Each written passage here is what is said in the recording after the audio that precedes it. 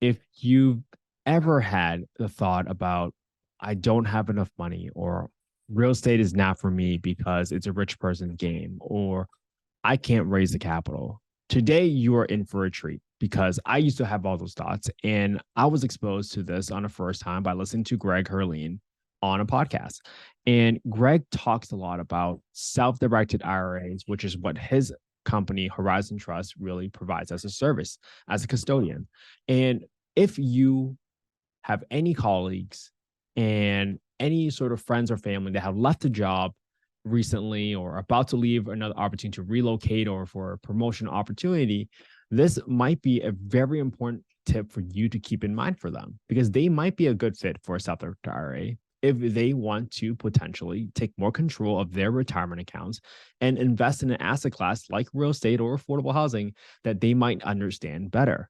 Now, the opportunity here is crazy. It's astounding. There's 97 million retirement accounts in the world, well, in the US, and there's almost over $13 trillion. 13 trillion. So does that mean every single person is going to have a self-directed IRA account? Probably not, but it at least does not hurt for you to be armed with that knowledge so you can figure out whether or not you can provide the good, sound advice to your friends and family to see whether or not that is something they want to consider. Now, today, Horizon Trust is the company that I use personally for my own self-directed IRA accounts. Please make sure, if you are ever interested in pursuing this path, you use the referral link down below to help support the podcast. But ultimately, think about it as an alternative source of capital so that we all don't have an excuse anymore. We have been on this podcast sharing different stories with all of you about how to succeed in affordable housing, from single families to multifamily to ground up construction. Now you also have another vehicle for you guys to think about, where can you tap into potential resources from. So I can't wait for us to get into what's a self-directed IRA, how you can set one up, what you can or cannot do with the self-directed IRA, because we have the expert here. We have Greg Herlean here today answering all these questions. So make sure you guys follow Greg Herlean at Greg Herlean on Instagram, and at Horizon Trust on Instagram as well. So let's get right into the highlight and let's get right into the conversation. This is the perfect kind of account, self-directing, where you can invest in real estate in particular. And so those people that can actually open up a self-directed IRA account are individuals that have a retirement account that's either a simple, a SEP, a traditional, a Roth, an old 401k from a previous employer. So if 50% of Americans have lost or changed jobs in the last 5 years. So if you're one of those individuals, you probably have an old 401k, right? That you're not sure how it's doing, or you do know how it's doing, but you have no idea what it's invested in, because that's probably 99% of you. And you didn't realize that you can actually move that old 401k into a self-directed IRA with us and start investing it in different syndications or in real estate. And that's what's powerful. Okay, welcome to another episode of Affordable Housing and Real Estate Investing. Today, we got a gem for you guys. We have Greg Herlean, the founder of Horizon Trust. And this is the reason why we brought Greg onto the podcast today. The number one reason that folks sometimes say is, I can't get started in real estate because I don't have the capital or I don't have the investors. Well, today in our conversation with Greg, we're going to show you just exactly a huge opportunity for you to tap into for your investment needs. So welcome back, Alvin, my guest co-host. Always a pleasure to have you, man. And Greg, welcome to the show, man.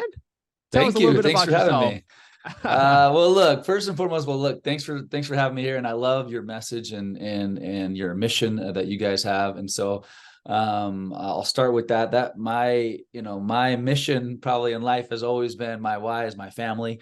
I think probably how most of us are as well. But it was really trying to create an experience in a business where I could, be with my family, because that's not how I was raised. I have 5 kids. That's my big why. 5. Yes, I know I'm definitely outmanned on that. Actually my oldest just got into the business on his own. It doesn't work for me. I'm very proud of him, and that's kind of been fun to be part of. But my why is that my family and building and helping others build. And And I'll tell you that, I've flipped, 600 homes, 12 hotels, I don't know, 400 or 500 apartment doors. So it was only like 3 or 4 apartment buildings. Nothing major, but I did help raise over $1.5 billion in different real estate transactions. And I can tell you, as far as the background on me and why this message is so imperative or maybe so close to my home and heart, is when I was 22, 23 years old and starting a family, and a bank wouldn't lend me money, and I knew how to find a real estate deal, but I had money and had no family with money.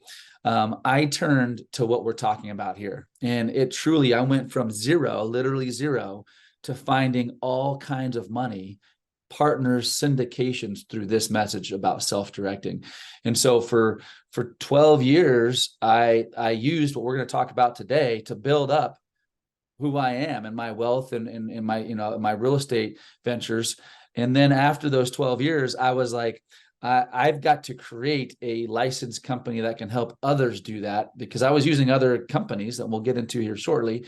So I created my own company 14 years ago that helps individuals do what we're going to talk about today. It helps individuals raise money from their friends and family and community, and also use their own retirement funds to invest in things they know and understand. And so this is near and dear to my heart, because my first real estate deal when I was 22 years old was with somebody's self-directed IRA. They lent me $60,000. Somehow I convinced them of doing it with their IRA, and I flipped it in 3.5 months. And when I gave them back their money plus a percentage of the profits, and they didn't have to pay taxes on it, I just proved to myself and that investor that this worked. And so, sorry, it's a little bit of an introduction, but I want to let you know that I'm excited about it, because what we're talking about, when I was at zero, where you might be as well, where you're looking for funds, or you might have a little bit of funds, this concept truly works no matter what age you're at. If you're 20 or if you're 60 or 70, whatever the age,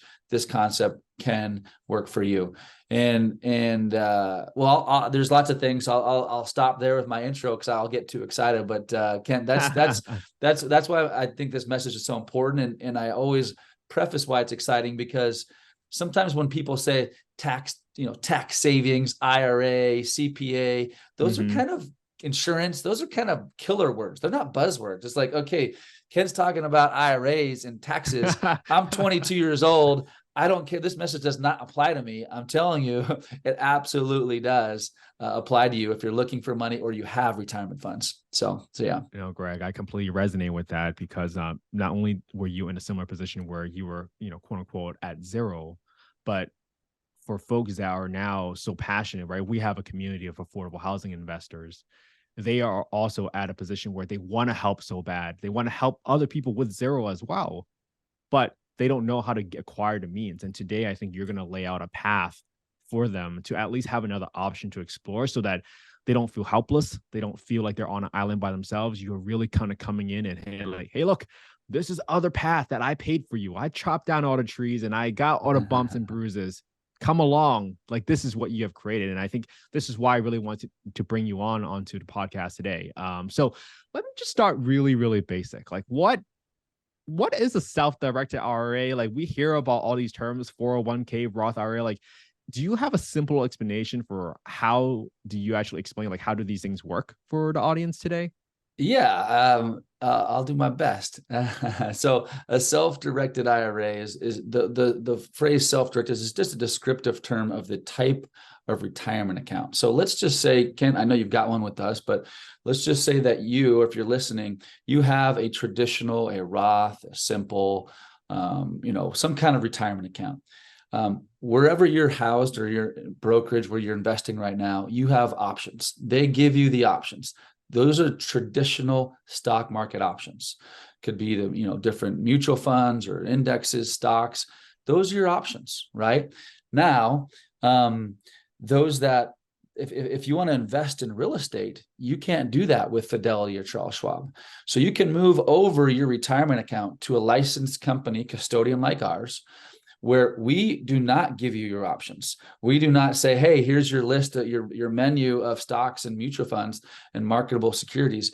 you get to self-direct, meaning you, the investor, the owner of the account, get to move your funds where you choose. So in the example I just gave you, if you have a traditional IRA, you would move over all or a portion of your traditional to our company, and now it would be a self-directed traditional IRA. So it doesn't change the rules with the government and the IRS. It just is now allows you to self-direct investing where you want. You can't do that at the big brokerage houses. By the way, this has been around since the 70s. So this is not like a new concept. And even though it's new for most people, that's by design. Your financial advisor and companies don't want you to know about this, because then you're taking money from them and they're not getting their fees. So self-directed, and I'm sorry, it's a long-winded answer here, I just want to make sure people understand it, is basically an account, a retirement account that's under custody of a company that's licensed like ours, that allows you to invest in what you know and understand. And there's a few exceptions of what you can invest in. We get to that later. But most importantly, if you want to take control and unlock your retirement money and invest in affordable housing or syndications and real estate or different alternative assets, this is the way to do it.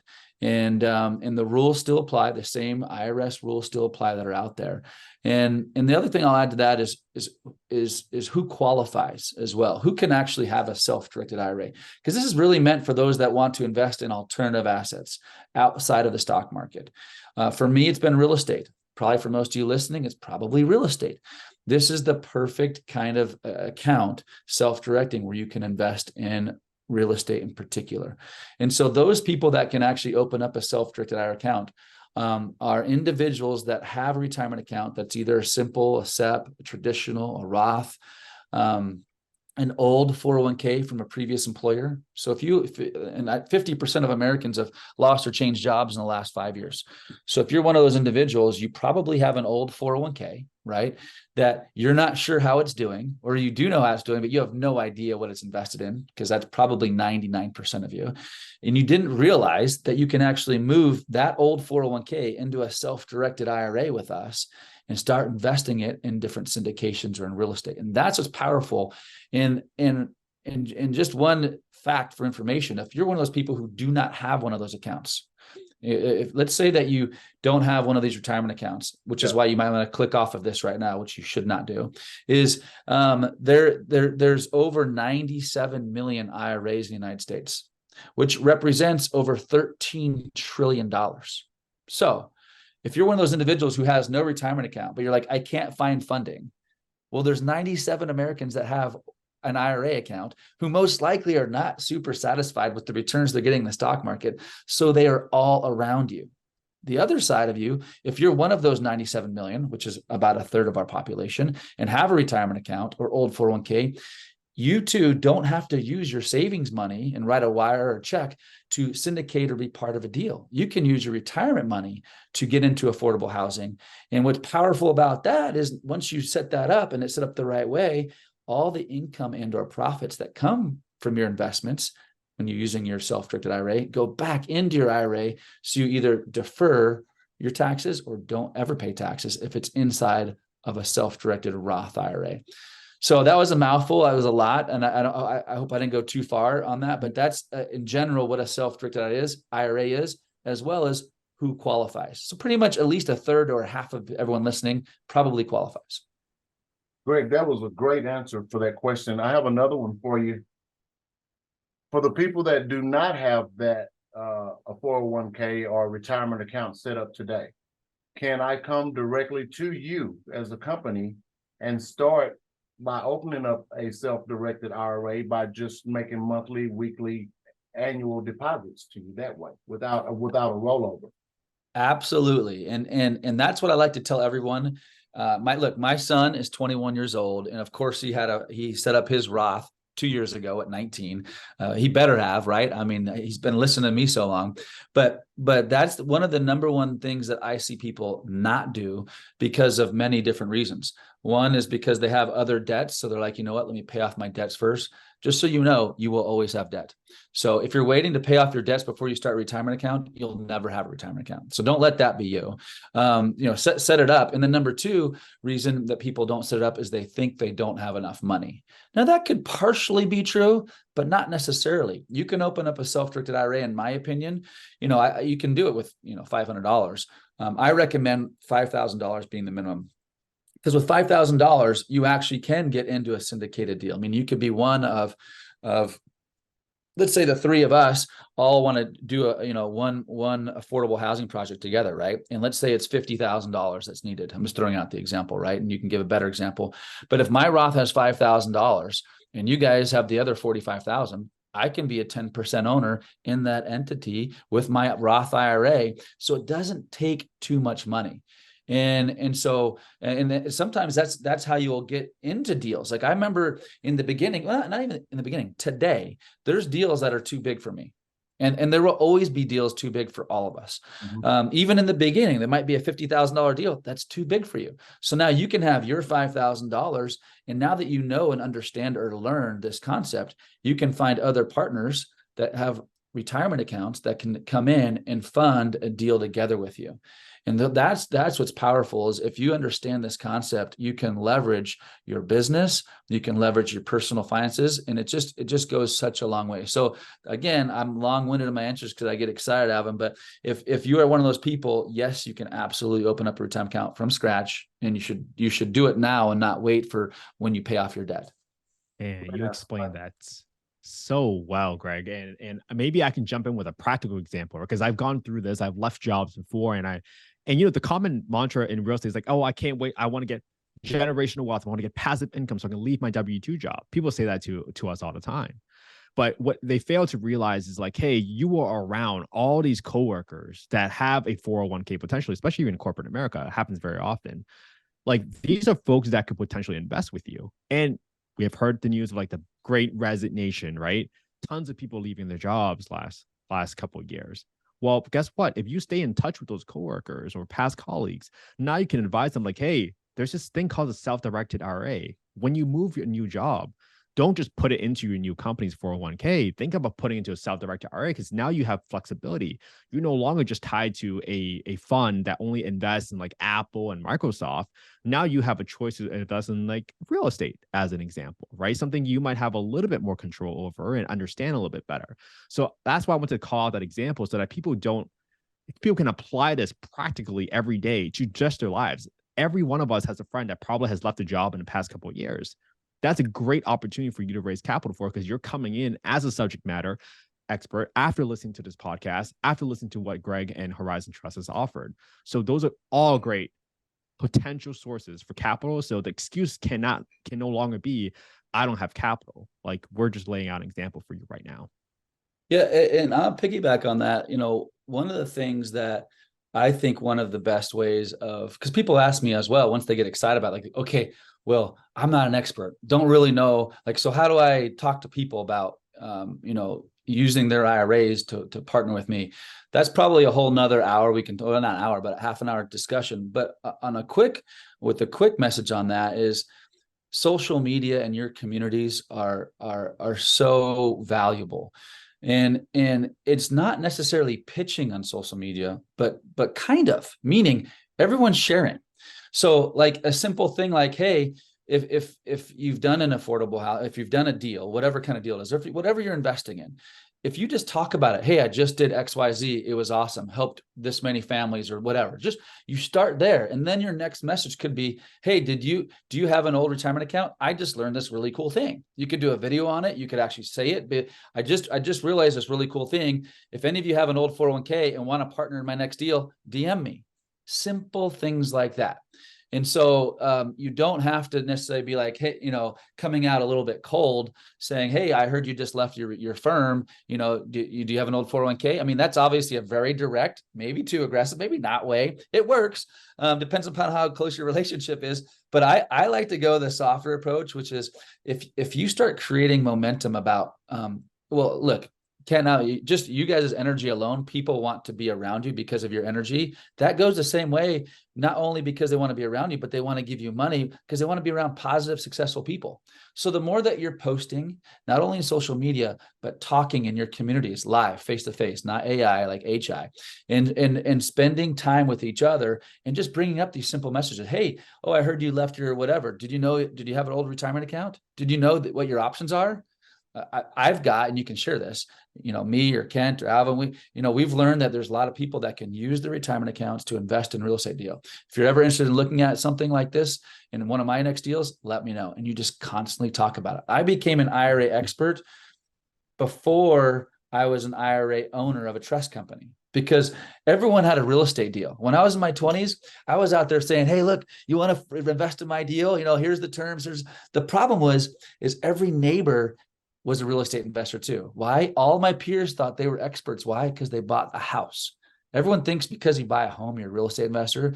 You can't deny that. So I was just trying to figure out what was my angle in my 20s to strike up a conversation where someone wanted to be my partner. And it wasn't this 23-year-old talking about real estate. It was, hey, did you know you can use your IRA and invest in real estate? Now, all of a sudden they're like, oh no, I haven't heard that. So that was my message to help kind of get my, feet on the ground and start raising money.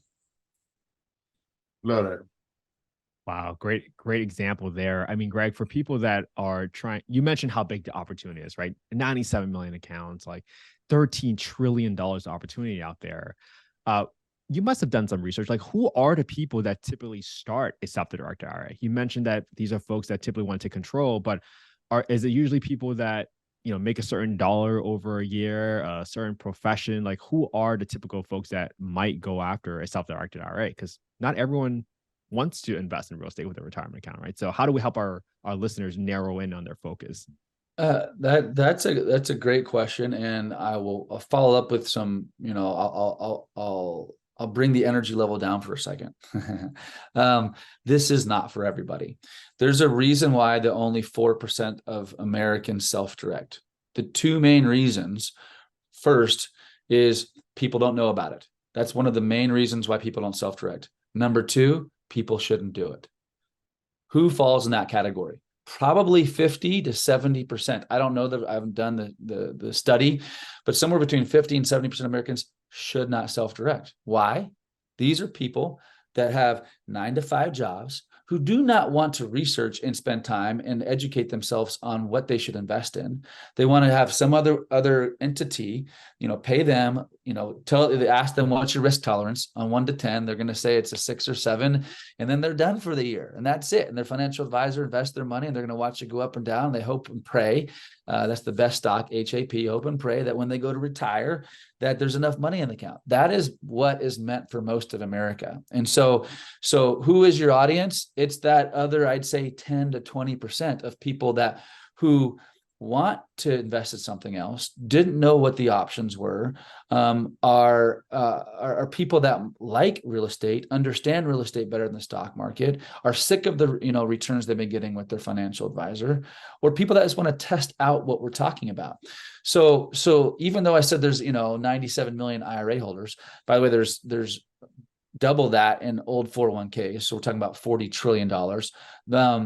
Even though that number is so huge, I'm not out there trying to find, nor are you, half of those people. The market that probably works for this are the people listening to this today. You're listening to this because you're trying to build your wealth quicker and more creatively, and beat the norm. If you're listening to this, you're trying to do something different, not only because it changes lives, and this message as far as affordable housing goes, but you're also wanting to get better returns than the typical stock market. Right. And so if you're listening to this, you probably fall in that boat. And those that are listening, that's why I like the social media and the community talks about self-directing, because I just share the message. And then the cream kind of rises to the top who wants to talk to me. If I talk about self-directing and they have no follow-up questions with me, like they don't, then I know that's probably somebody who wants to just stay where they're at. But if they start asking some questions, that means I'm either doing a good job sharing with them, or they're just sick of the market. So know that of the 30-40% of people that that have retirement account, only 10% of them are going to be the ones that probably qualify for this. So what is the message? You should be talking about this all the time. So 1 out of every 10, you're going to get 9 no's, and then you're going to get the 10th yes. That's the message. And you just don't know who they are yet. And frankly, you're doing them a favor. and they just don't know their options. And you don't have to be an expert either. For 12 years, I was talking about this and didn't even own a company, and so I was out there telling people to go set up an account with this other company that still exists today. And once you do that, then you can invest in my next deals. You don't have to be the expert. You just need to bring up the subject, see if there's interest, and then a company like ours can hold their hand through the process. So anyways, that's, I don't have the perfect scenario avatar saying, here's who they are. It's going to always come back to, relationships and hard work and finding out who they are. Greg, I love that answer. And so for the listener that is needing to raise a couple of $100,000, and it's going to take several people to do that, or $1 million, and it's going to take several people to do that. And he's got a captive audience of people willing to have a self-directed IRA. Could you be that person that would not facilitate the deal for them, but help and be the custodian of funds until everything was together for them? So you're actually controlling their investments through your licensed entity. And then when the investment is fully baked and he's got enough people willing to do that, that you can just kind of help facilitate in some kind of way. Yeah. So this is an intermediary, not co-signing on the deal or any of that. Yeah. Yeah. I mean, look, so we actually I have a lot of clients that have retirement funds, but who also are trying to raise $1 million for their storage facility or car wash or multifamily deal. And so what they're doing is they're sharing this message however they want to share it in their format. And it could just be email blast to their clients saying, hey, we have another deal coming up. And they give out, their scenario summary or video. And if you want to use your IRA, click here, and then they get their interest and help them get with us at Horizon Trust, and we help them get all the money here in our custodian company. And so that happens all the time. And so they'll be raising, Ryan Pineda did this, Pace has done this, right? So they'll raise, lots of money. And once he's got enough people, friends, clients, whatever, that have the $1 million or $10 million, whatever that dollar amount is, or $100,000, then when it's time, you can get that transferred over to title. And that's a simple process.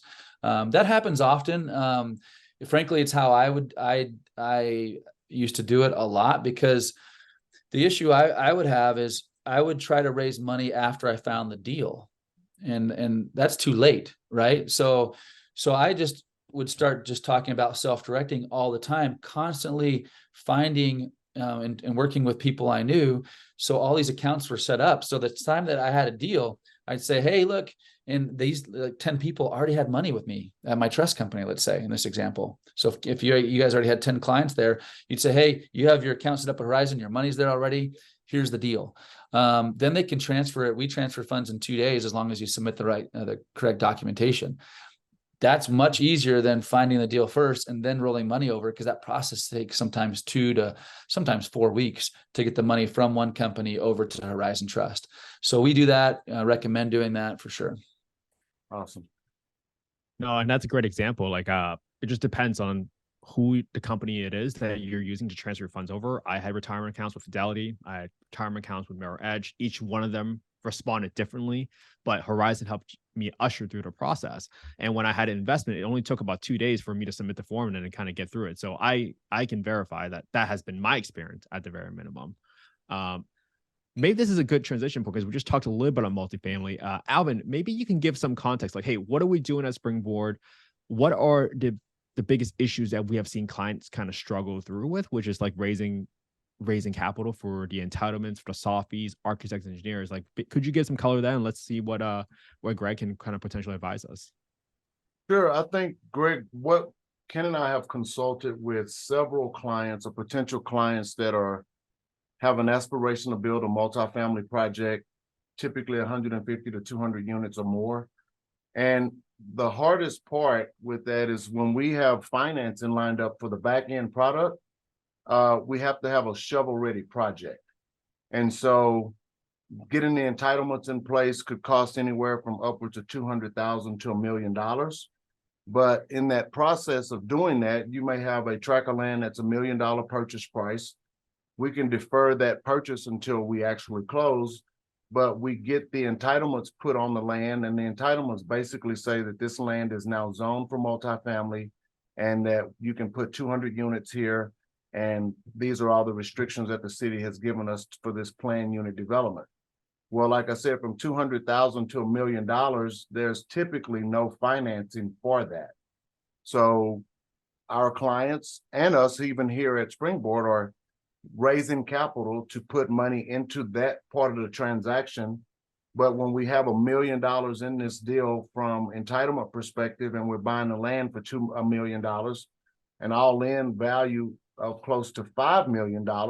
So we've got a $2 million expenditure, but we've created so much value in that there's more than enough juice to pay off the investors when we close on the construction loan, plus a percentage of the deal if they wanted to stay in it, or if they just wanted a return on their investment. And that's typically a very short term. And when I say very short term in the development space, that could be a year to a year and a half. And somebody could, I don't want to put out percentages, but they get a very, very great return on their investment, probably even double-digit return, not more 50%. We're not going to, nothing like that. But, you know, if you're receiving a 9, 10, 12% return on your investment over a 18-month period, that's pretty, that could be substantial for some. And that is what we have seen with a lot of clients that we've talked to, looking for ways to fund that first part of their project to get their project shovel ready. So what are your thoughts about that? So is the question on how to do it or structure it, or because I understand that model. I actually like that model a lot. I've done a lot of that. So what's the question as far as from the IRA perspective, I guess? Or is it a money raise? Is that a money raise question? How to do it? Probably more of a money raise question. Okay. So, and if I'm going the wrong direction here, let me know. But based upon what you said, I completely understand that. You know, there's a lot of value in the horizontal work and getting the entitlement done. And so in that example, and I should preface this, I mean, this is a normal thing as far as disclaimer, like everyone, you can consult your own accountants and attorneys. And one thing I will say on raising money, I should say as well as disclaimer, is if you're raising money and soliciting money from people you don't know, there's other additional licensing needing or registrations with the SEC. So I do want to preface that as well. It shouldn't just be a free for all where you're just soliciting all 97 million IRA holders in the United States invest in my deal. You do need licenses for that. But where I'm starting from and how I started when I was 22 is saying, hey, look, if you're looking to put together and syndicate your first project, your first deal, and you're going to have 5 or 10 investors or even 20 investors, but people you know or in your community have relationships with, what we're talking about applies. So I do want to preface that. I don't want to get in trouble, right? So you can do and if you're not sure if that's the case, then you know there's definitely counsel. I even have relationships you can talk to, attorneys that can give you some advice. That being said, the fundamentals of what you said, first and foremost, if it were me in that situation that I need to go raise, let's say $1 million for the horizontal work, entitlement work before we close, would be obviously putting together the business plan, the summary of the project, and a forecast of what it financially should look like in the 12, 18, 24 months. And then I would sell interest in my entity. So for example, let's just say it was your deal, Alvin, right? Let's just say it was solely your deal. You needed $1 million. And let's say you had nothing. You had no money to put in this deal, but you see the opportunity, you're going to manage it. You put together this pro forma and this summary, and you go out and you sell interest in your LLC for whatever terms you want, right? And the pro forma is going to tell you what that is. But let's just say it's going to yield them a 10 or 20% annual return. Based upon let's say you've got to sell 50%. So you're going to, let's say, sell 50% of your interest to, in this example, Kent and I. Let's say Kent and I each put up $500,000 from our IRAs, and our IRAs, in the example I'm giving you, are going to buy interest into your LLC that is going to do all this horizontal entitlement work. You can do that. Our IRAs can own it. Our interest, let's say 25, Kent and I, and then you own the other 50%, and you do all the manual labor and get it all done and get it to where it needs to be and flip it and get it back to us. And you can do that with 10 investors. I just gave you one with like Kent and I. Let's say it's, everyone puts up $100,000 and gets 5% each. Look, when I did one of my first syndications with an LLC, I was giving up 75%, 80% of the deal. Why? Because I wanted to raise the money, and I was willing to give up as much as possible, but still make it work for me, worthwhile. But so that's the other advice I give you is don't be greedy on your first few deals. And so some people are like, oh, I want to get my investors a 10% or 8% rate of return. I'm going to keep all this. Guys, when you're doing your first deal, if you succeed and pay your investors what they hope to make, or even close to it, or exceed it, your next deal is so much easier. And so that is one thing I did really, really well with that one. The first example I gave you is I gave him 75% of the profits. He made 12,000 on a 60,000, and I made $4,000, right? And so I did all of the work, and in 3 months made $4,000. Some people are like, you're crazy. Well, what had happened on the next deal? He funded my next deals for the rest until he passed away, frankly. He was funding my deals. Now, the terms changed over time. I ended up at 75, he ended up at 25, but I had to prove myself, right? So anyways, you didn't ask me that question, but I do want to throw it out there. So you need to figure out whatever it's going to take that you need to sell in your membership interest or give away to raise the money for that $1 million. The other approach, if you don't want to sell equity, Kent and I could lend our IRA to your LLC. So your LLC could own 100% of the project, but the terms could be that Kent and I could lend you $1 million, and you could give us a promissory note from your entity and with a fixed interest rate. And those terms are based upon what we negotiate. In fact, you and I can negotiate one thing, and you could have certain terms and different terms with Kent. So if Kent wants to do a 2-year note with you at a different rate, and I want to do a 1-year note with you at a different rate, you can do that. You can't do different rates, different terms in ownership for Kent and I. If we both put in 500,000, we have to have the same equitable deal. So I don't know if that answers your question, but that would be the way to raise money in an entity that frankly doesn't own anything yet, it sounds like, but it has a contract on this property to be closed on. Now, it's obviously it could be potentially riskier for Kent and I, because if it doesn't, let's say you don't get it entitled. And so that's why if I was going to invest in that deal, I'd want to know what happens if we don't get that, how are we protected still on our money? And I assume, you've got a plan for that. So that would be the part that I'd want to make sure that I'm protected on if we were to do, if we didn't have actual collateral on it. So, yeah. That's a great answer. Kent, did that kind of sum up that question and answer, sum up what we've seen with some of the potential clients? You think so? Oh, yeah. I mean, the number one question we always get all the time is, and I'm sure you get this all the time, Greg, it's like, people always ask, like, how do I structure it? And they forget, like, you're not asking the right question. You should be asking your investors what they want, right? People keep asking, like, how do I structure it? Listen to your investors and hear what they want and what they care about. Because Greg's priority might be very different from my priority, right? I might say, hey, I'm willing to defer interest rate in the beginning, but if I can participate in the residual cash flow after the property stood up, right? There's so many different levers you can pull on all these big deals. So that's why it's really important for you to understand from your investors, like, what do they want? What do they prioritize the most? I'm going to cut you off there. I have said that for 10 years and no one has ever said that before. And so it's so nice to hear. That is the number one thing because people ask me what you just said, what do I pay my investor? And we're so quick when we're raising money to go out and be like, hey, here's the deal. It's going to pay 12%. That's the magical number, by the way, 12%, or whatever it is, 20%. And you had it all wrong, because I might not care about rate at all. I just want to know how my money's safe. And so I have found that to be more important. So when I go out or have gone out and raised a lot of money, I would lead with that on these little single deals or these little small developments you're talking about, even that are even $1 million.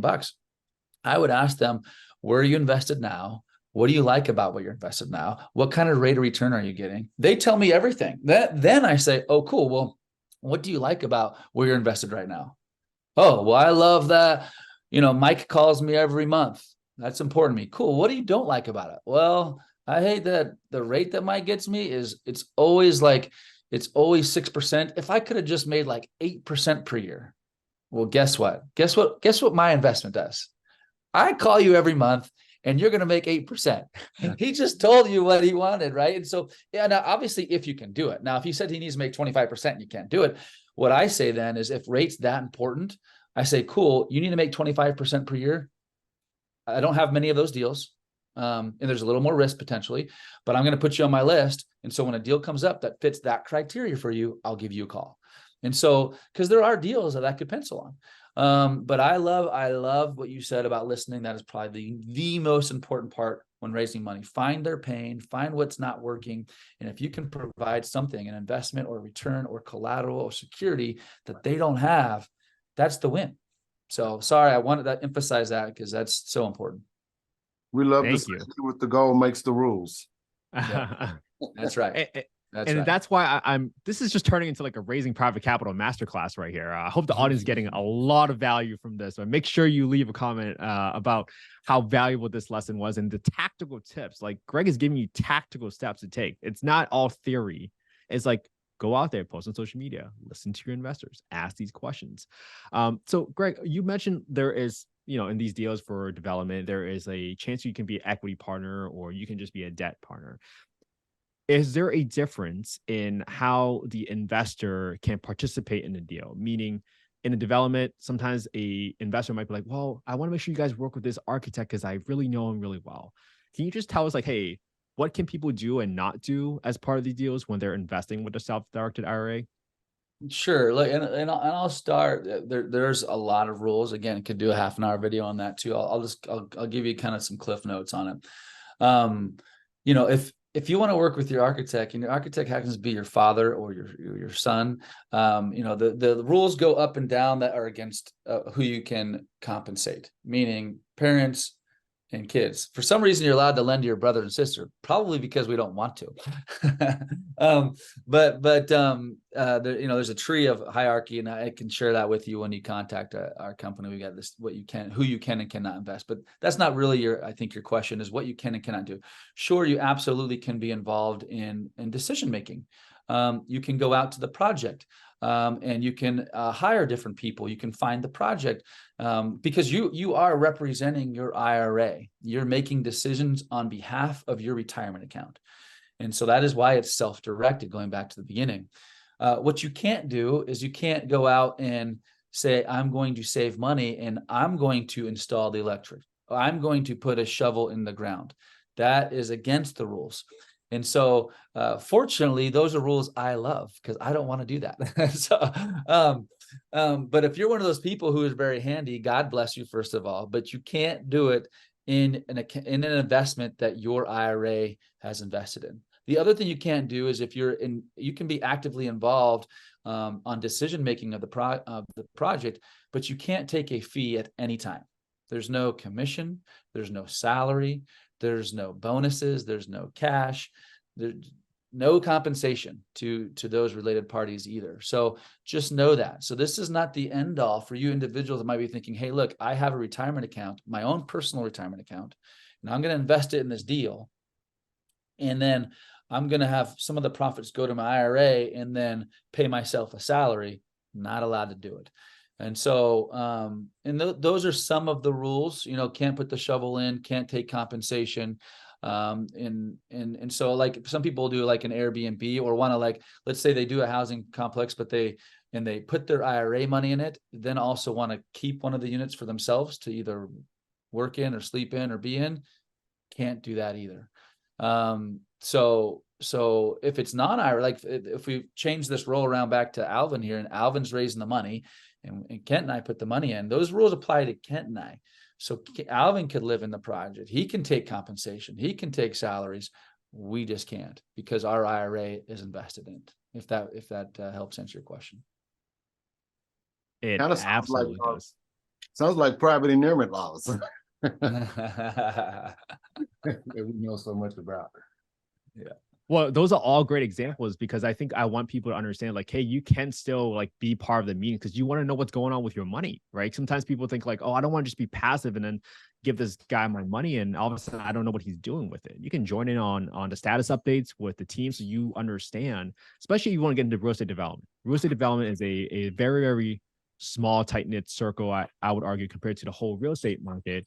But if you want to join and participate and understand exactly, hey, what goes on in these meetings when the architects and engineers are talking to one another, well, here's a really good way for you to get in with just your IRA money to invest in something like that and then kind of learn from the people that are doing it every day and then decide whether or not it's something that you want to take on yourself. Yep.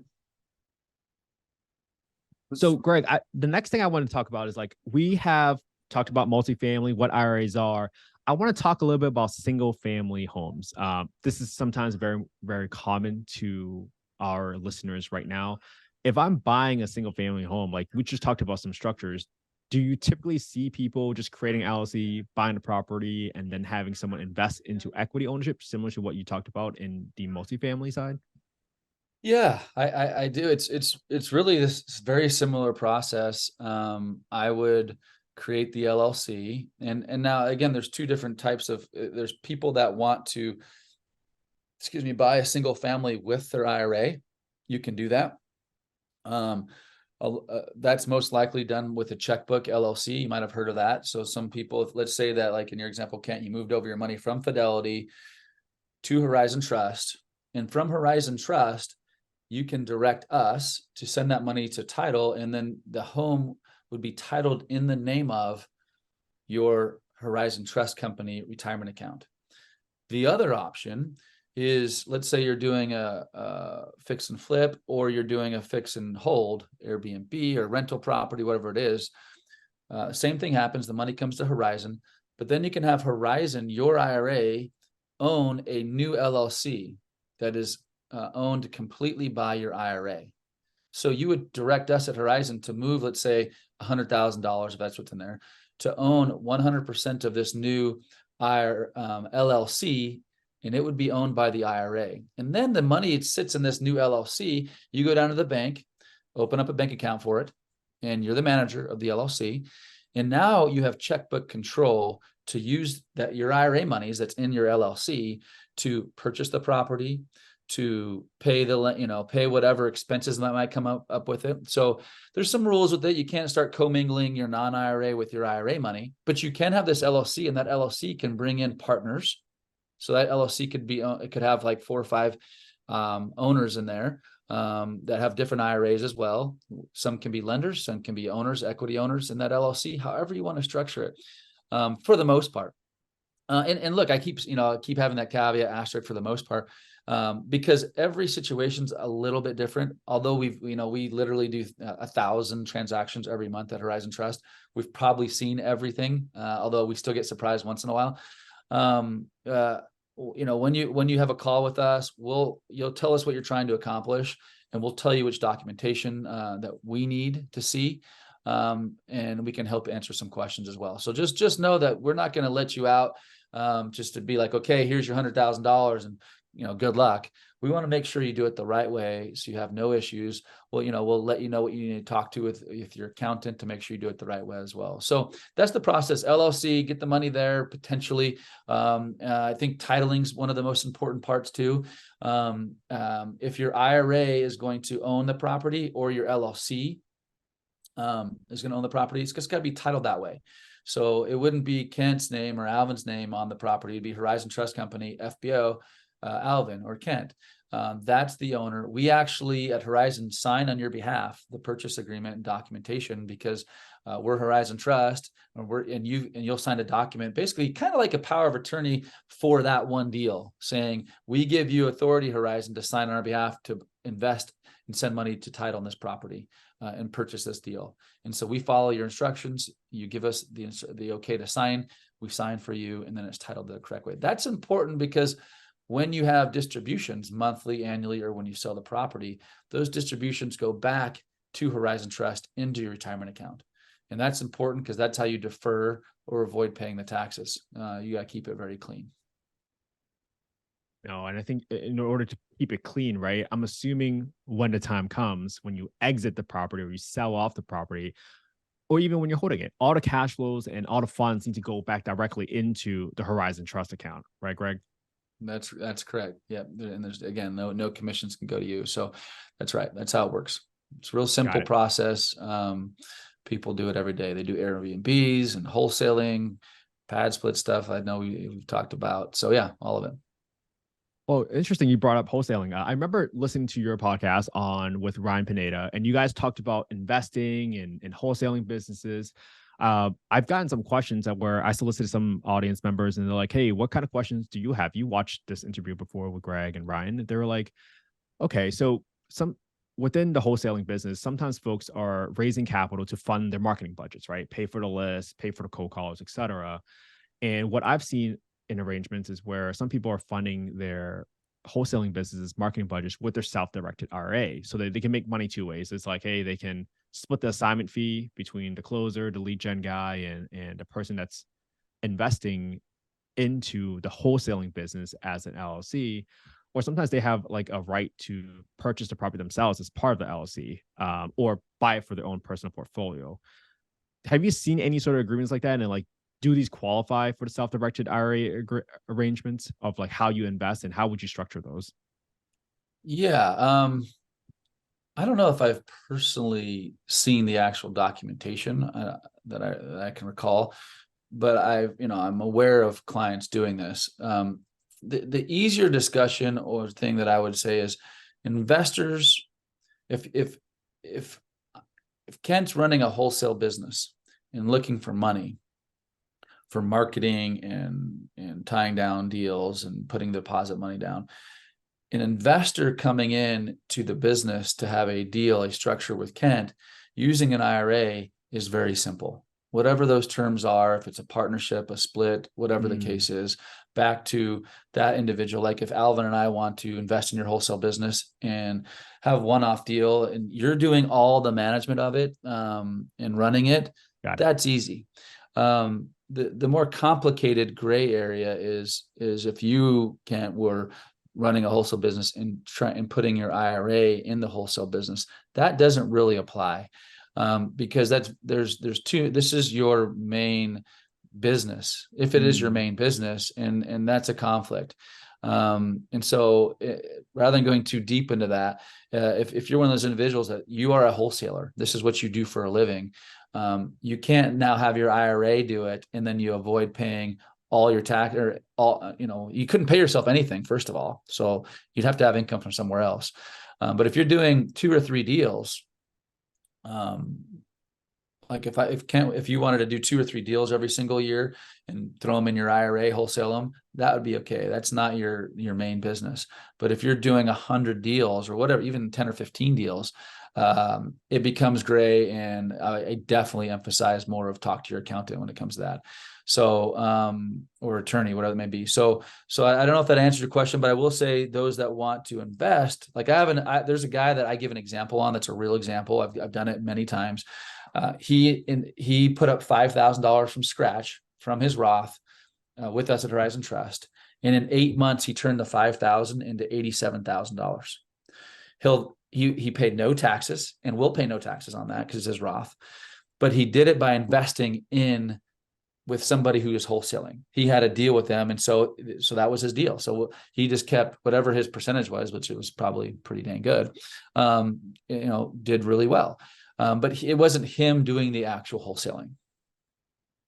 Got it. And as long as you keep it at the arm's length, right? You can invest in the business. The commissions or the assignment fee splits has to go to the IRA, not to yourself. And even if you buy the deal for yourself from that wholesaling business, there needs to be like a standard contract, arm's length transaction. Like, hey, the assignment fee you're paying the wholesaling business to acquire the property for your own portfolio, that needs to be sort of separate. Or you can't, you can't ever have any kind of compensation if it's your IRA investing in the deal. There can't be compensation to you or your entity for finding the deal or something like that. So it's got to be, if your IRA is investing, you get your percentage of profits, etc., and that's it. It's more passive for sure. Got it. I mean, you in order to buy a property that your wholesaling business technically found, but you're not passive. You're using active income to buy that. You're not using an IRA to purchase that. Got it. Correct. No, that's super helpful. No, we covered a lot of material today, Greg, and we went deep into the nitty-gritty details. Alvin, what other questions do you have?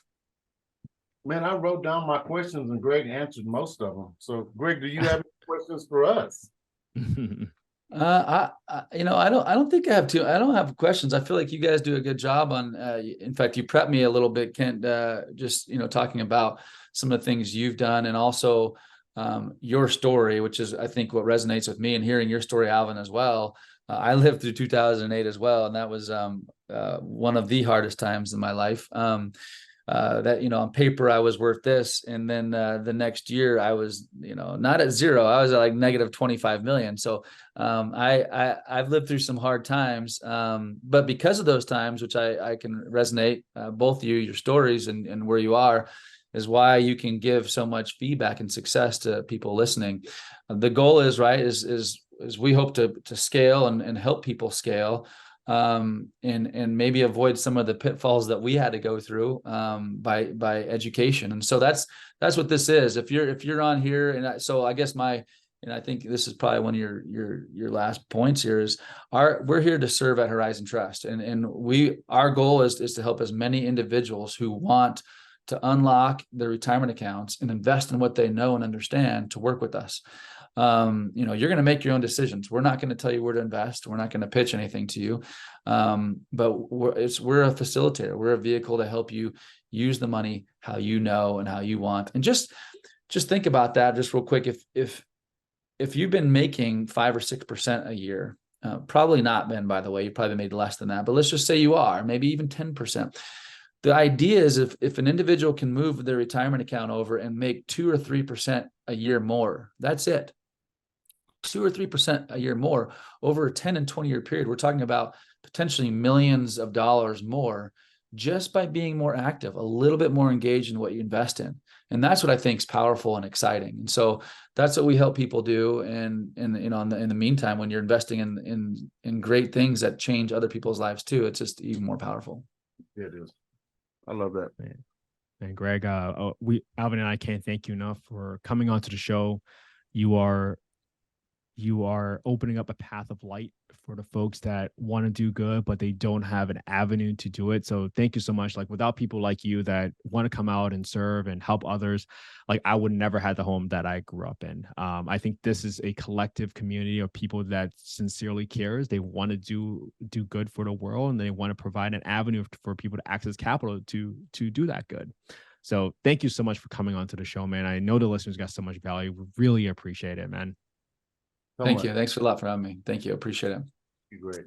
All right. And we're out.